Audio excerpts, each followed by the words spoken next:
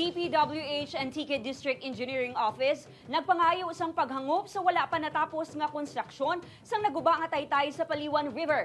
Gilayon nga pagkayo sa roadway embankment o kon access road sa Suba, ginpasalig. Ining gitutukan ni Ashley Liza.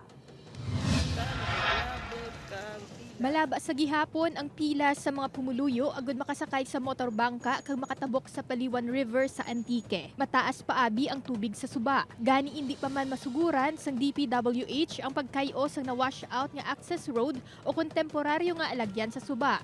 Apang pasalig sang DPWH Antique, nandun naman, naka-preposition na po ang equipment. Once na ito, maganda na ang panahon, rest assured, 3 to 4 days, ay may natin ang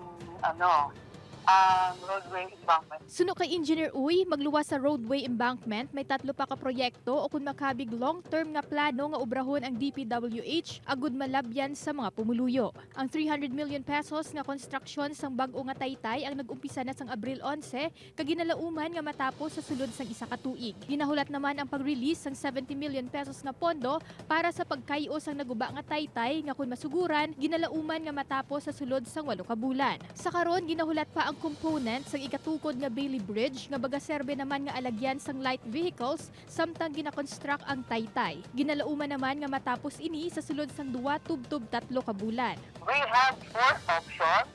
The short option is our palliative measure, and that is the continue maintaining the roadway embankment.